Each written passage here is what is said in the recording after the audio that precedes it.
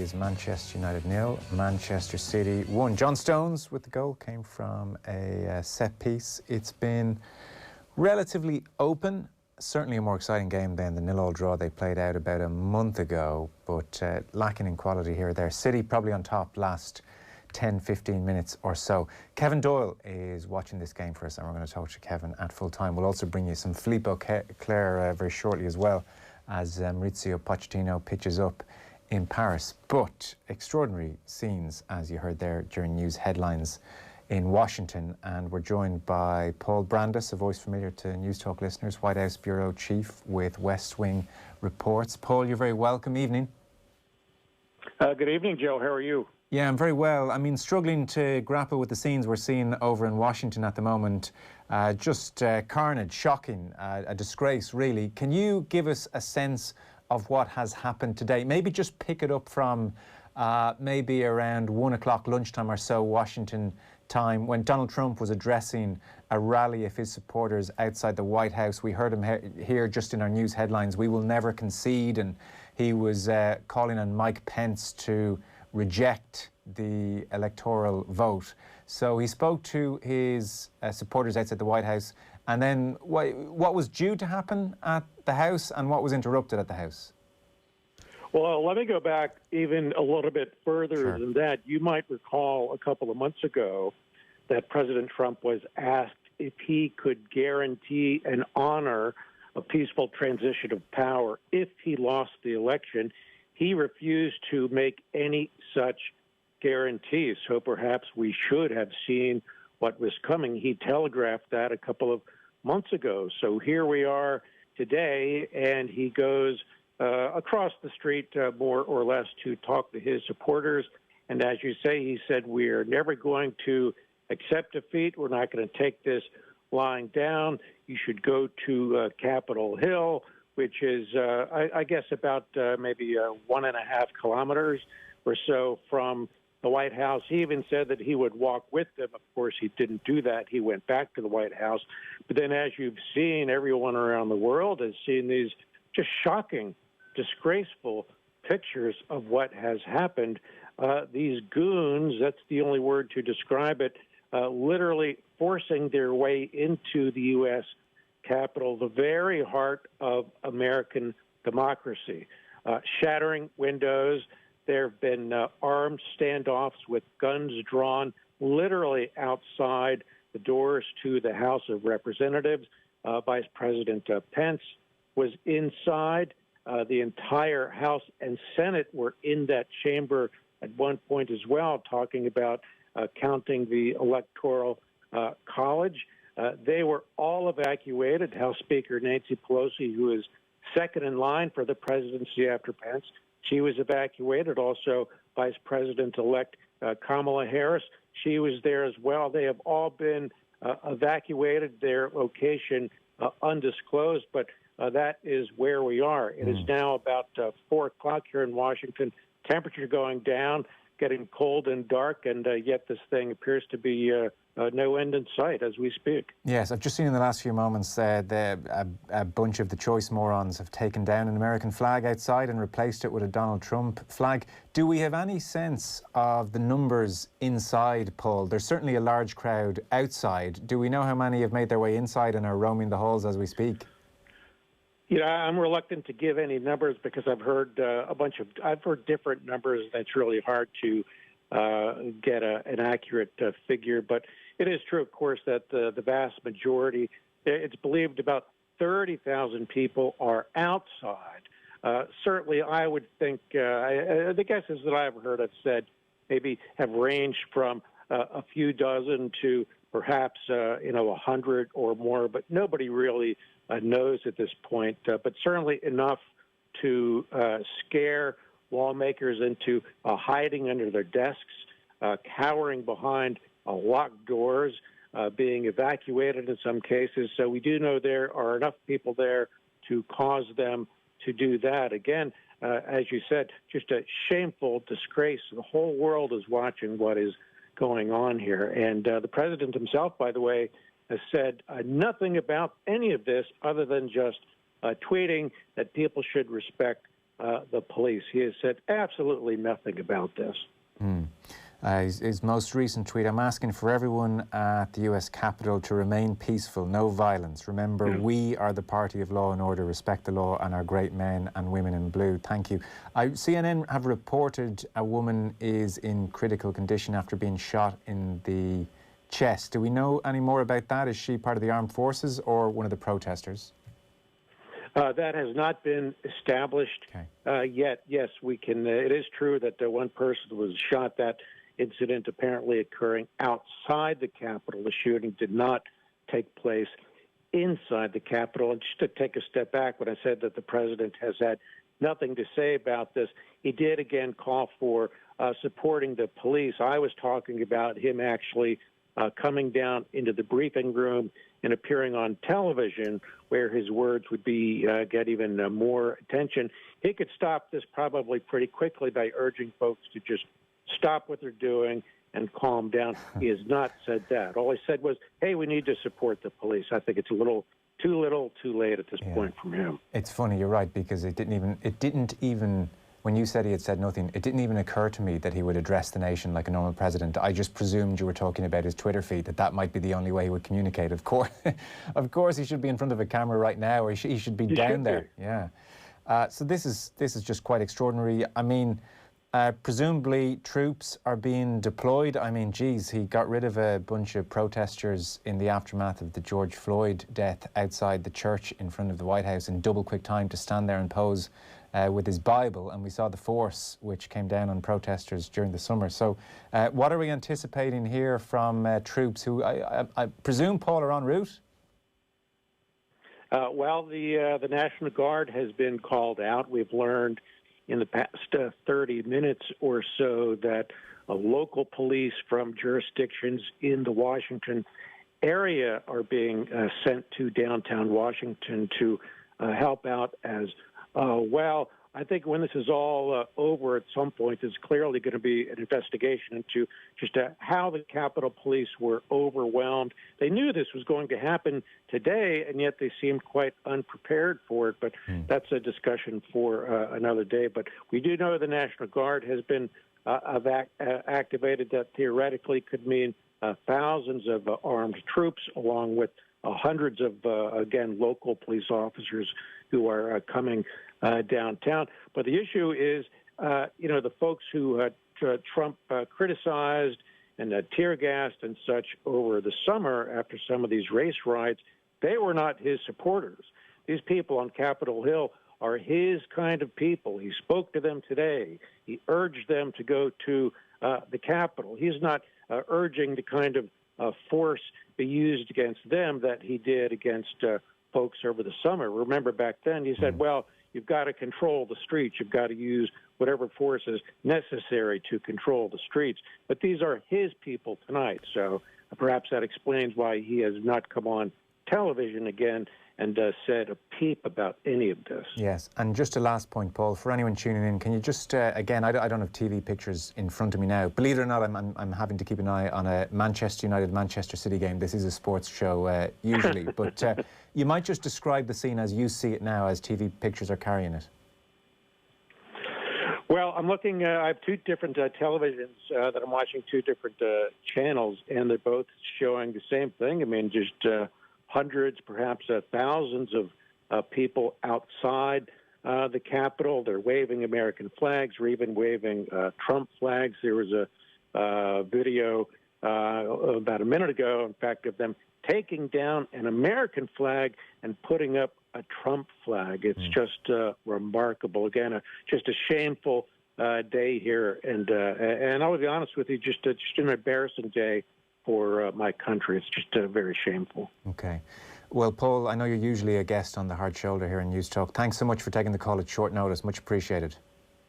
My pleasure. Thank you so much. Thank you. That's Paul Brandis there, White House Bureau Chief with West Wing Reports. And as I said, Paul's a regular voice on the Hard Shoulder as well. We appreciate him taking that call at short notice. Extraordinary scenes, so we just felt we would touch on them. We'll get back to the sport now. It's still Manchester United 0, Manchester City 1, 70 minutes on the clock. Fred has just been booked for a tackle, so 20 minutes to go for United to nick an equaliser. and keep themselves in the tournament. We'll hear from Kevin Doyle at full time. He's watching this game. First, though, earlier on this afternoon, before the madness had all kicked off, I spoke to the always brilliant Philippe Auclair because we were interested to see what he made of Pochettino taking over at PSG. Now, we're very happy to say that Philippe Auclair is with us. Philippe, hello, Happy New Year. Happy New Year to you too. Interesting times at PSG. So Mauricio Pochettino and his staff appointed on Saturday up until 2022 with the option of a third year. He obviously played for the club previously back in 01-03.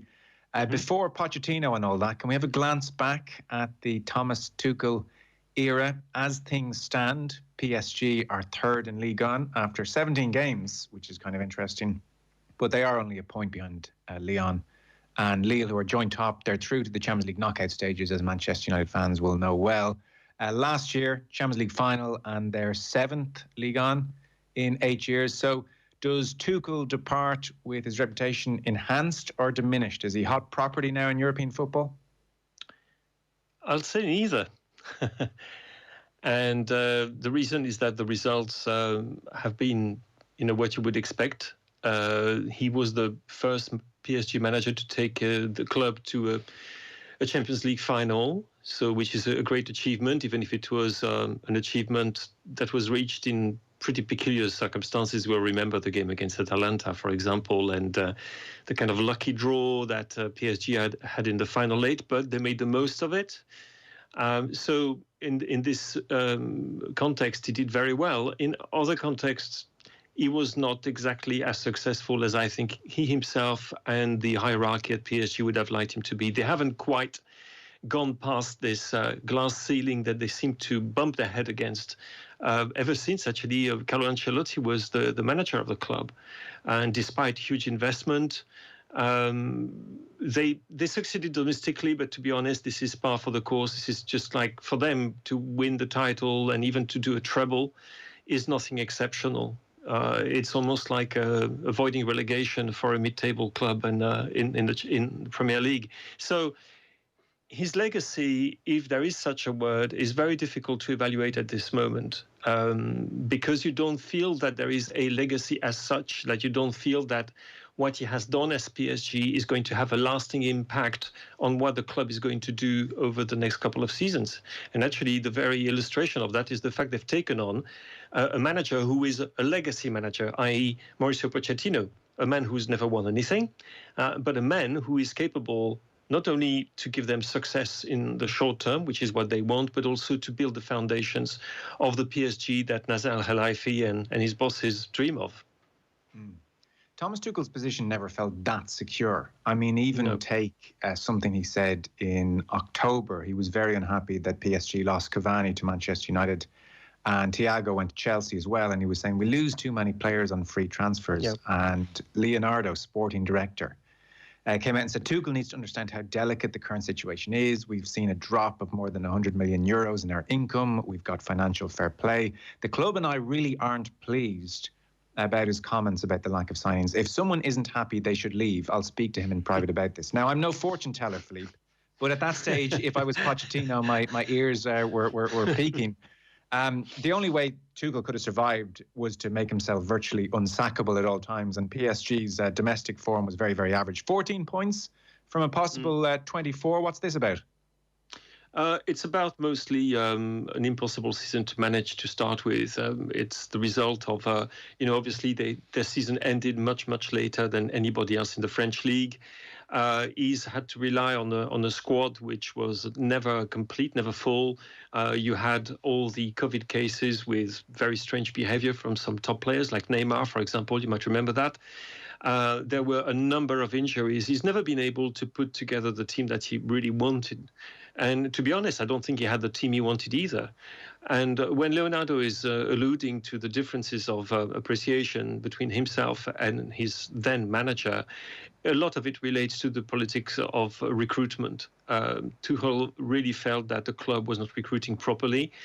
I have to say that the financial fair play angle is a complete red herring, because we all know that UEFA has actually more or less suspended de facto FPF because of the pandemic. So and PSG has got a few millions in the bank to deal with.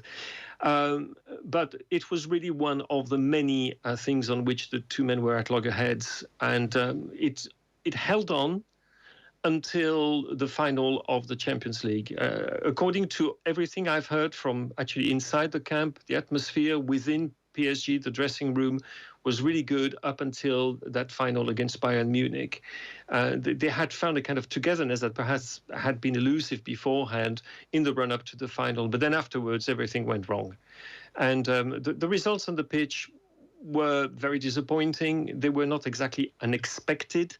And to be honest, many people thought this was just a period of adaptation for this PSG, who's played far longer than the others, hasn't had the full squad, and also these internal struggles that had to be resolved one way or another. So is Tuchel responsible for that? Certainly not entirely. Because he said even just last month that he felt more like a sports politician or sports minister than a football coach. I mean, like this thing was just brewing. His sacking was brewing clearly when he was saying these kind of things. I saw as well Thomas Meunier, who left in the summer. He says he remembers his 4 years at PSG as nothing but birthday parties, which is just one of the great quotes, I think. And I see CNN Brazil are saying Neymar has been having some kind of festive bash underground, which he's denying. So, you know, these are all the things that Pochettino now is suddenly going to face. Yes, it's going to be interesting. There have been quite a few reports about this massive bash. Some people said 500 people were invited, not in Neymar's house, but in another place close to his home in Brazil. He's not come back in a fit state because, for example, he won't be in the squad which is going to play against Saint-Etienne this evening, in the resumption of the French league. There are a number of problems that Pochettino will have to face very, very quickly. There is indiscipline within this camp, and it has been the case for a very long time. A recurring problem that all managers since Antoine Kombouaré and Carlo Ancelotti, Laurent Blanc, Unai Emery had to face was the fact that they never quite felt that the PSG hierarchy, i.e.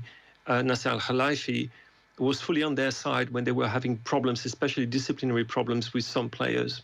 And it's well known as well that PSG is a little bit like the old FC Hollywood that Bayern Munich used to be at one point.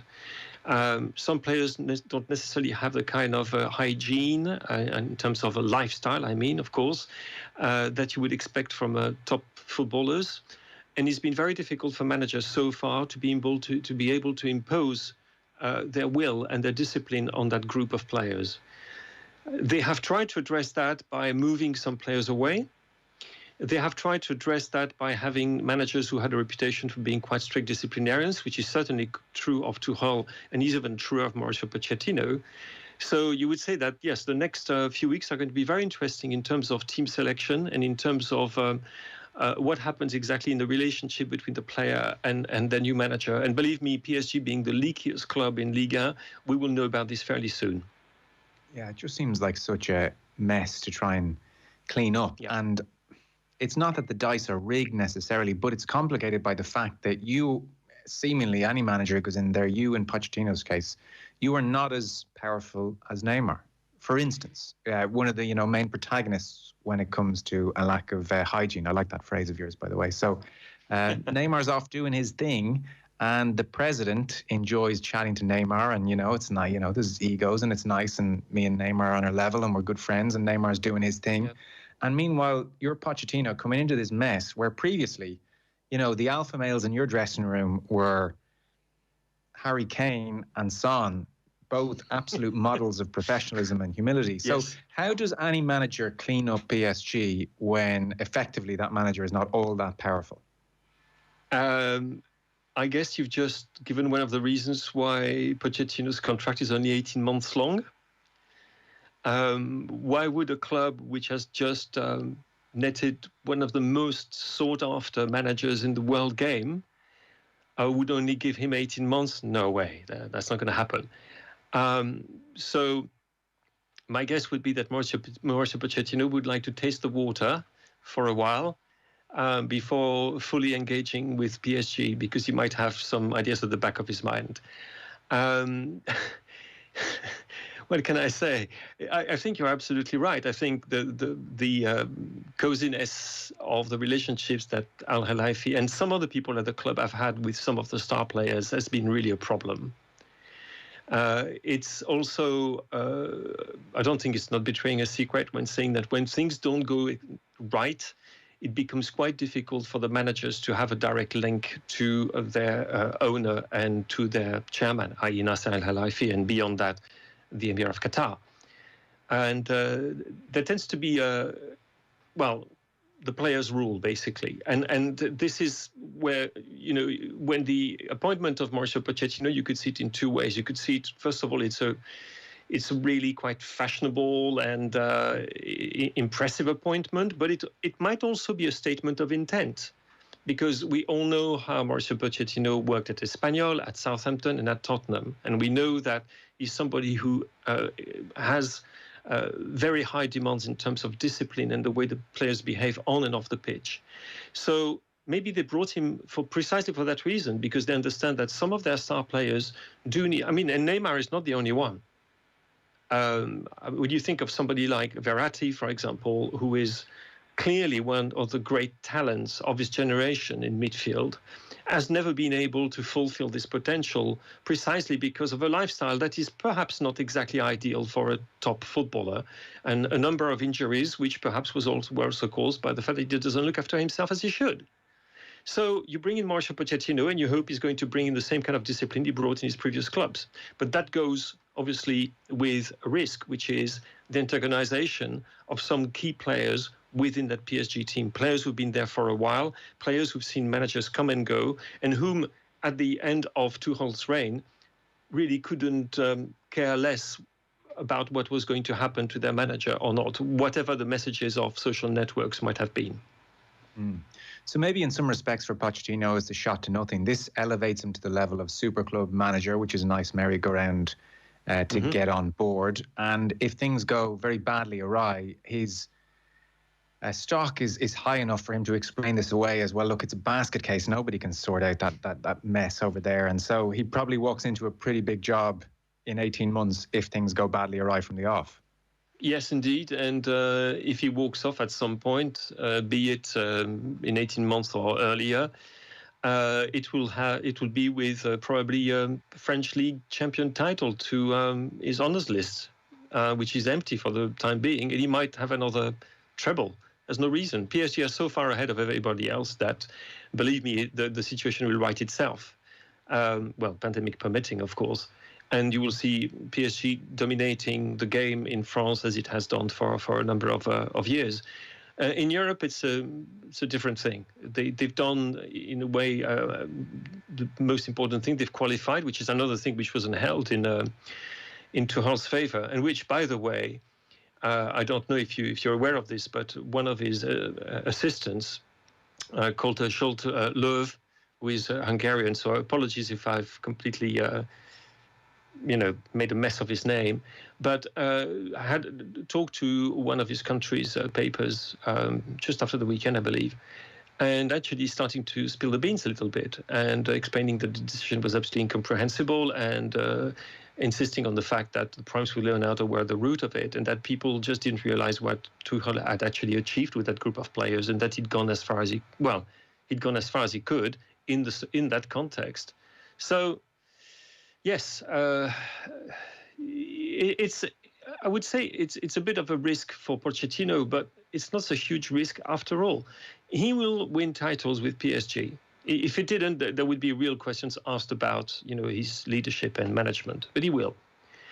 And everybody knows the way that PSG is functioning. If he fails in getting the kind of harmony and the kind of and putting together the kind of football that people want to see, it will be put down, like it has been for his predecessors, with the exception perhaps of Unai Emery, to the fact that it is a basket case of a club where the problems do not lie with the technicians and the coaches, and maybe not even with the players as such, but with the whole pyramid and the way that the club is run from the top. So in this case, it's It's a very well-paid job. It's in the city which he likes, in a club of which he's obviously a very important figure as a player. I would say no strings attached in many ways, so you can totally understand why he decided to say yes to El Khalifi when the proposal came. Mm.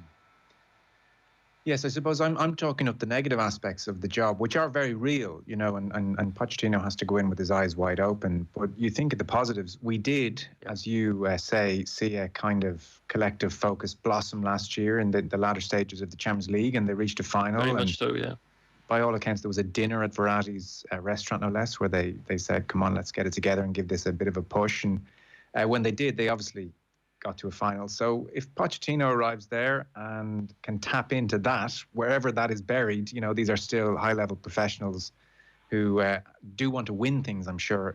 Maybe there is, you know, some way he can tap into that drive and say, well, look, one year of you know, hard-working collective here, and I brought Spurs to a Champions League final. I can certainly bring you guys back to one and maybe one step beyond. You know, he does have talent at his disposal. Like that is the carrot here. That is the big carrot here. Neymar, Mbappe, I think they've already. Is it a year left in their contract, Philippe? Year and a half. Okay. Contract expiring 30th June 2022 in both cases. Situation is a little bit unclear at the moment because obviously the fact that Pochettino has been appointed does change quite a lot of things. But just to rebound on what you were just saying, it is absolutely true that there is absolutely wonderful material to work with, and it's not because we are poking fun or even pointing the finger at Neymar for his extracurricular activities. We have to remember that when he was fit and he was playing, he was absolutely superb with Tuchel, absolutely magnificent, really. And it gets lost a little bit in all the controversies and the image and the reputation he now carries. But he was absolutely superb when he was called on and he was fit, which is, of course, a big problem. Kylian Mbappe is a bit of an enigma because he's gone backwards. He's not as transient, he's not as at ease with himself, I would say, than he was a year or 2 years ago. So maybe if Pochettino can find the key back to the Mbappe that we knew, and we know he can be one of the world's top players, there's no doubt about that, then you think, oh my goodness, yes, it is really well worth having a go. And you know, and you look at the other players around him, I mean, it's not exactly a bad squad. It's a strange squad. It's unbalanced because you've got some players whom you can genuinely call international or even world class, playing alongside players who probably would belong in a mid-table team in Ligue 1. I exaggerate, but not much. So if he can do that, and the other thing as well is that Pochettino is somebody who knows how to use the youth system. And PSG's youth system, whatever the faults of the club, is actually pretty damn good. And he's actually, in his squad for tonight's game, he's brought in a couple of 17-year-olds, partly because of injuries and sickness and so forth, but also because he wants to have a look at them. So you're thinking, okay, well, maybe he can do something. And if there is one person who can do something, when you think of the state that Tottenham was in when he arrived, what he did with Tottenham, you think, why wouldn't he be able to do something similar with PSG? It's very interesting about Mbappe. I hadn't quite realised his form had dipped that way. So what kind of a player are you seeing on the pitch in comparison with the superstar of the last World Cup, for instance? I think that I see a player who is not as smart in his choices, which is for Mbappe crazy to say because he's one of the smartest players around. He's one of the most intelligent young men you can come across, both as a person and as a player. He's still as quick as he ever was, but there's an element of indiscipline. I mean, have a look, for example, the red cards he got and how he got them, and you will think, well, this doesn't fit in with the Mbappe we know and love. His efficacy and efficiency, I should say, hasn't been the same. The numbers have dropped. And I've dropped in far too many categories, even if he's had some health problems, some injuries, but also the injuries might have been caused they were not necessarily impact injuries as well. So you feel there is a player here who is still exceptionally good, but is not quite at the extraordinarily high level we saw him towards the end of his Monaco career with the French national team at the beginning of his PSG career. He's not quite there at the moment. And the past season certainly is not one of his best, was not one of his best. So if you can get that Mbappe back, I mean, come on, you've got Angel Di Maria, you've got... you haven't got Edinson Cavani anymore, which is a bit of a problem. You haven't got Thiago Silva anymore, which is another bit of a problem, but you've still got an awful lot of players who are basically game changers. He's got to find a way to make these players like Neymar and Mbappe remember that they play in a team. In fact, that's what I wanted to say for Mbappe. Mbappe, last season, didn't really play as if he were in a team. He probably felt too often that it was up to him to make the difference, for him to do sometimes a bit of a show, but not always, but just to try a little bit too much. And Pochettino is exactly the right person, I think, to take this kind of player on board and to tell him to actually go back to what he does best. How's Pochettino's French, by the way? It was quite good. It's better than in English. His English when he arrived in England, that's for sure. And Mauricio, within 6 months he will be speaking absolutely fluently. But no. He spent enough time in Paris to have a pretty decent French. Okay. Well, look, this is going to be fascinating. I mean, his next job was always going to be big, and it's big. And if he manages to land PSG at Champions League, then, his stock is incredibly high. Ole Gunnar Solskjaer breathed a sigh of relief. There's probably quite a few managers who are gone, well, thank God that piranha's out of the water. Yes, indeed. Philippe Auclair, thanks so much, as ever. Thank you very much. There you are, the great Philippe Auclair speaking to us earlier on. So it's about to go full-time at Old Trafford. They're into the 91st minute, 3 minutes at a time. Manchester United 0, Manchester City 2. Fernandinho. I mean, Fernandinho will not score a goal like this very often in his career, I think it's safe to say. It was a corner. Wan-Bissaka, it was a poor header, just headed a high looping header just straight out to the edge of the D. And Fernandinho, in fairness to him, smacked a volley into the bottom corner to make it 2-0. John Stones had scored from a set piece early in the second half, and so it's Manchester City who will play Spurs in the Carabao Cup final. Kevin Doyle's been watching this game, amongst other things. We're going to chat to him next. Football on Off the Ball with Paddy Power. New normal, same old football. Paddy Power. Gamble responsibly. Gamblingcare.ie. I just find him the most interesting character in the series. The Crown Cast with Ciara Kelly. A watch-along podcast series from News Talk. There's a bit of comedy there, isn't there? There's a likeability about their relationship. Did Margaret Thatcher really iron the husband's shirts every night? Catch up on the podcast series at newstalk.com or on the News Talk app. Did you know that right now, Carew protects the public by regulating 20,000 health and social care professionals in Ireland? So far, registers are open for dietitians, dispensing opticians, medical scientists, occupational therapists, optometrists, physiotherapists, radiographers, radiation therapists, social workers, and speech and language therapists. If you are receiving care from one of the regulated professions, you can visit our website to check if they are registered. carew.ie. There's no better time for your family to be with VHI Healthcare. Get access to digital services from the comfort of your home, like our online doctors, available 7 days a week at no extra cost. And our urgent care facilities too, with fast, member-only access to our VHI Swift Care and paediatric clinics. Switch today. Call us or search VHI Family Health. Plan benefit limits apply. VHI Healthcare DAC, trading as VHI Healthcare, is regulated by the Central Bank of Ireland and is tied to VHI Insurance DAC for health insurance in Ireland. The UK has left the EU. The HSE continues to work with the Department of Health and other agencies to minimise the impact of Brexit on healthcare in Ireland.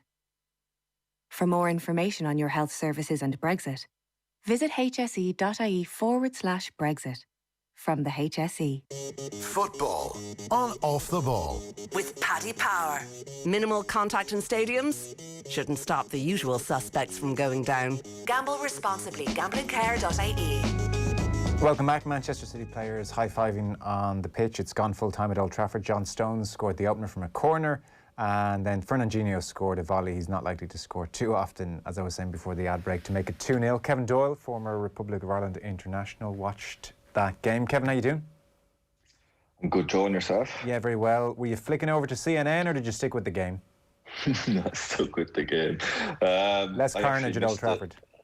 I missed the second goal. I was going up here to set up this link, so saw the first goal. I think it went pretty much the way the flow of the game it deserved. I think Man City probably deserved to win the game.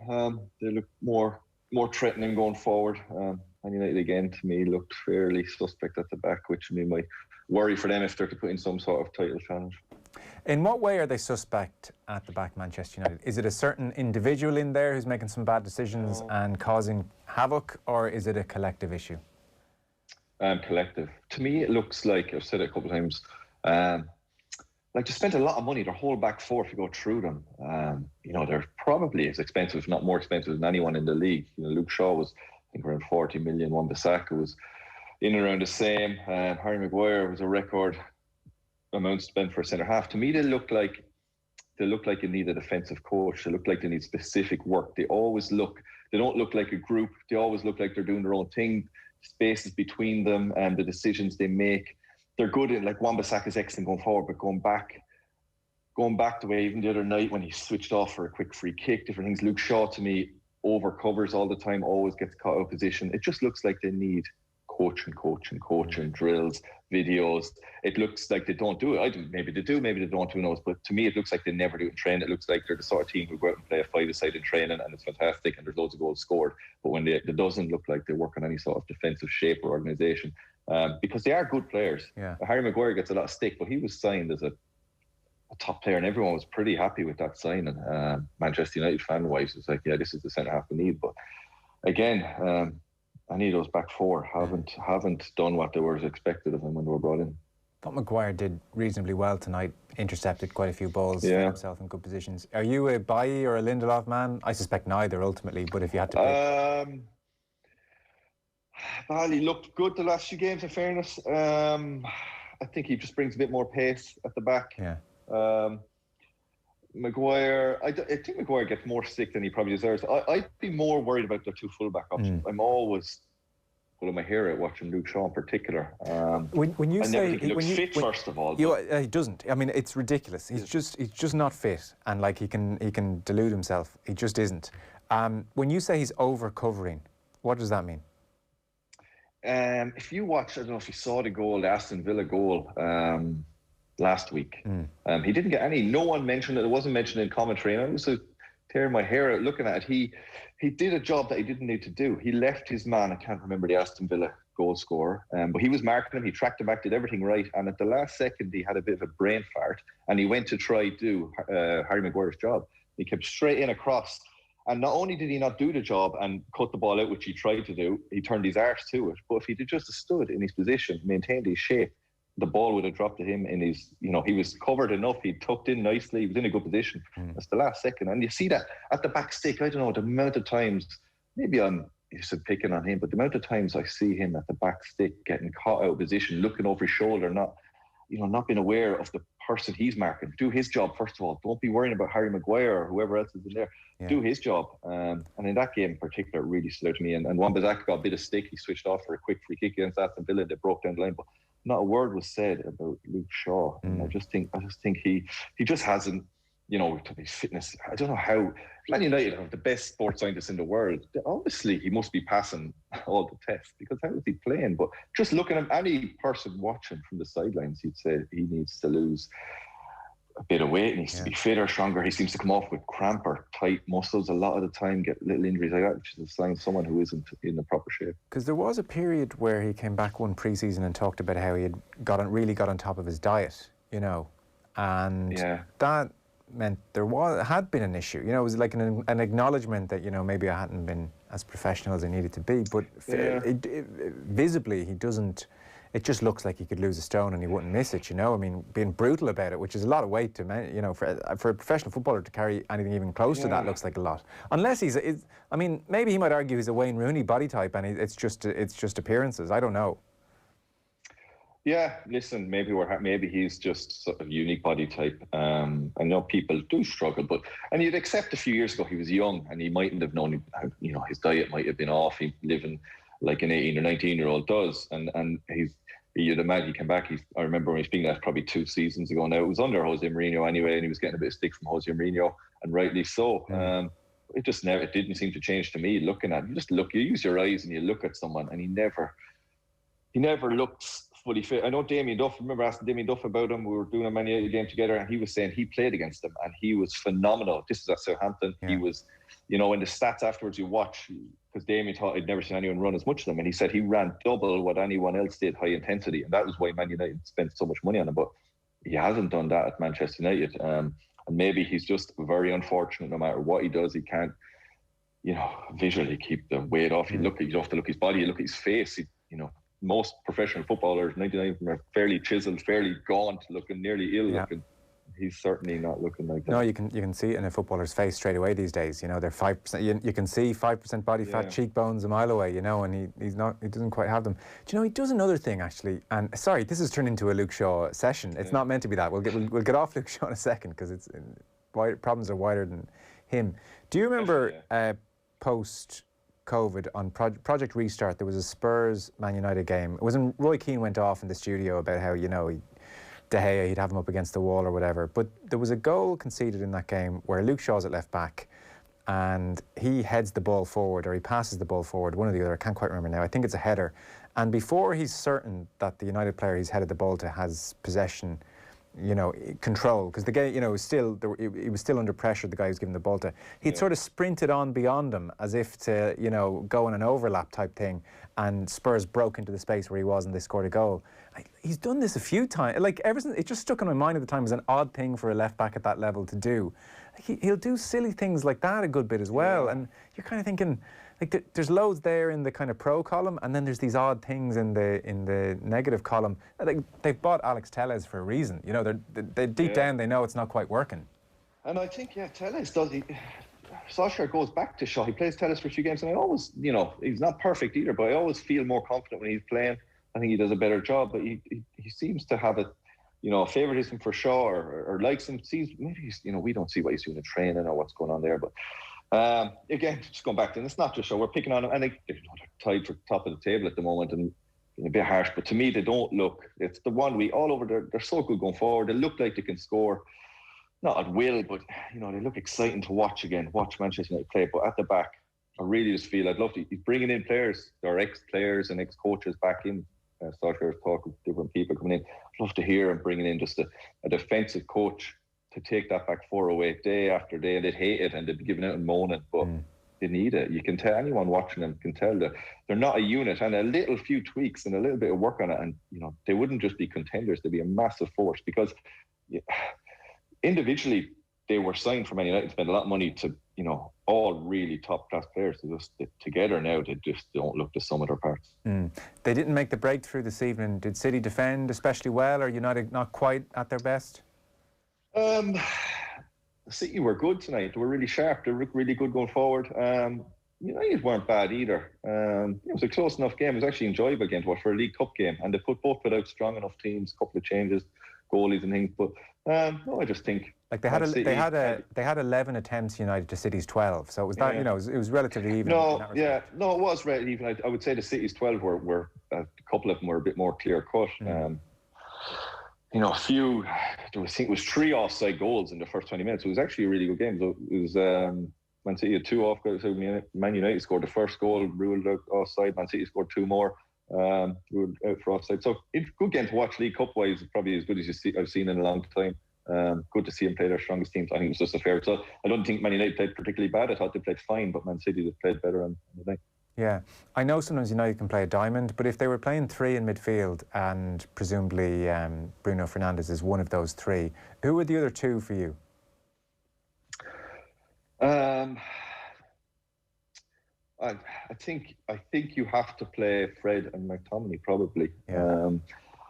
And after that, how long ago was it? A month ago when Fred got sent off in that Champions League game, and how can he play again? But he is, he adds a bit of solidity there. McTominay's impressed me. He didn't play pretty well in the last game, but he's impressed me over the course of a few months. He's really grown in stature and into the position. I wouldn't play Pogba as one of them. I think he tries too hard to get involved and be the main man and be everywhere. And by being centre midfielder, I take him out of that position and play him, I don't know, wide. I play him like he plays for France, or play him out of a central role, because I just think he dominates and demands the ball in places he shouldn't get it as a central midfielder at times. And I think that the defenders, when they have the ball, they look up and they see Pogba, even though he may be marked by 2 or 3 people that seem demanding it, they give it to him.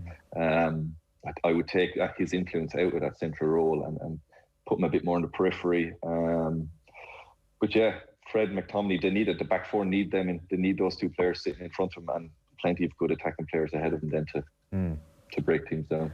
So City are an interesting case just now. We were talking pre-match with Miguel Delaney and even just amongst ourselves, and we were wondering if what we saw at Stamford Bridge was almost the beginning of something, you know, or would it just be a flash and wouldn't be sustained all that long. So you would have to say again tonight, without being clearly as good as they were on Sunday, but it was a little bit more of the same, wasn't it? Going forward, at least, there looked to be a bit of pep in their steps. No pun intended, but there did look to be a bit of mojo about them back. Definitely. It's strange, isn't it? You know, you'd wonder what the training regimes are, what managers do to get teams to peak, but they're definitely in the last couple of games a real, you know, they just even De Bruyne looks fitter, looks sharper to me, looked really good tonight. They definitely have picked it up in the last few. I've seen them a few weeks ago and they were terrible. I think it was West Brom. Yeah. I really didn't look at it at all. Didn't look sharp. Pep looked depressed on the touchline. Looked like he'd been out the night before and hadn't slept. And even him, he sharpened himself up. Looking at him tonight, he looks better on the touchline. Everyone looks a bit happier. And again, I suppose Liverpool dropping points, and they've got a few games in hand, and they sense a bit of, you know what, things are turning our way a little bit. And in the second half of the season, this is when it gets going. Now they win their games in hand, they're back right up there. And this league feels like it's there for the taking, doesn't it? I mean, so Liverpool, right when they looked, you know, after that 7-0 win, and right when they looked like they were going to kick on and just canter away very easily from the rest, we've had this unbelievable slump. The Fulham game, West Brom, Newcastle, Southampton the other night. Like, Southampton were really good, to be fair. They were really good. But Southampton the other night, Henderson having to drop back into the centre of defence. How many different partnerships have they had there? That's a mess, the centre of their defence right now. Like, you wouldn't feel confident that Liverpool are going to suddenly go on that 7-8 game winning run at the moment. They look genuinely like there's a bit of trouble to work out of their system. I know obviously stranger things have happened, but you wouldn't be feeling as confident as you might have a month ago. No, and and even Jurgen Klopp, he doesn't look as happy in interviews and different things. Talking about Man United and their penalties and different things, when just concentrate on your own thing. He's usually so positive in all the interviews and speaks really well. So and their run over Christmas wasn't particularly difficult. You just named those teams there. That they could be. I think they're 15 points off, or maybe even more than they were at this stage last season. So rather than other teams picking up and have been, it's more Liverpool dropping off, Man City dropping off a little bit to where they were last year. I saw the Newcastle game. I was watching that live, and in fairness, they were very unlucky in that. They should have won that game.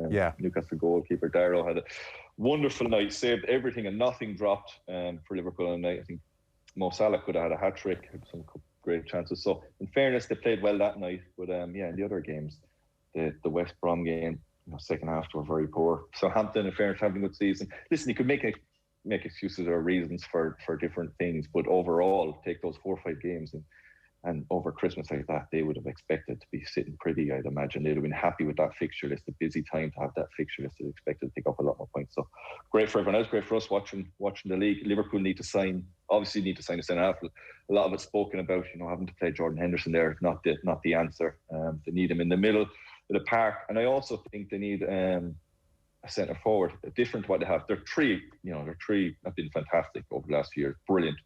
As good as any team in the world, their front three, but they're all sort of same-ish. Firmino plays through the middle, but in games like the Newcastle game or the West Brom game, when they have everyone behind the ball, and Liverpool just need, a big ignorant goal poacher just sits in, maybe to bring off the bench for half an hour, someone to be different to what they have. It's funny who might score a tap in and just sit there, And it's funny on that, and I guess they're unlucky to have lost Jota as well. But again, he's in that vein of those three. Yeah. When they were going really well, those three, pack defence, park the bus all you like, they could just quick touch round the corner, create an angle, boom, boom, boom. Before you know it, they've cut you open, and God, it was electric to watch. And it looked like, they don't need that big Kevin Doyle-esque lump in there to win a few headers. But that spark isn't quite there. Like, a ball's going into Firmino now, it feels less likely that he's going to bounce off one of the others and create something for whatever reason. Yeah, I know. They just said, the teams go through. You can't expect them all. They were so good for so long. I suppose they all just happened to be in a little bit more. Salah, in fairness, he got chances in that Newcastle game anyway. He should have scored a few. Jota getting injured, a bit unlucky there. But, not even a big lump, just a little goal poacher. Someone, a Robbie Keane, Jermaine Defoe, anyone like that will just stay, has no interest in going out, because all that front three love rotating, all getting involved. They could end up wide, they could end up through the big, could end up anywhere. But just that centre forward who might come on for half an hour, Diego Costa, someone like that. Cavani was a great signing for United. Cavani would have been, he's a fabulous player and still good enough and seems to be happy that he doesn't play. So someone like that as well, who's, because he's not going to play, he's going to keep that front three most of the time, but just someone in games when it's sticky and you need someone, just be ignorant enough, who's just happy to be in around the 6-yard box and score goals.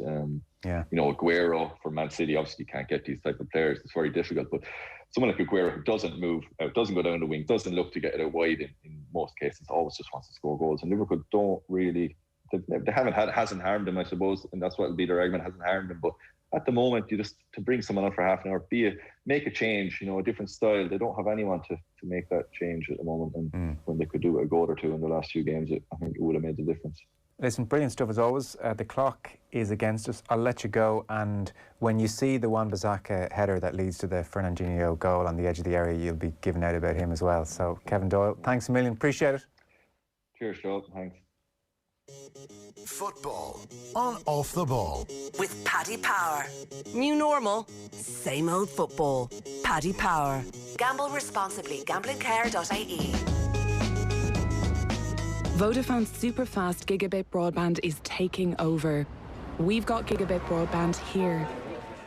Here. Here. But most importantly, we've got it here. Upstairs from here. And luckily, here in the next door bedroom.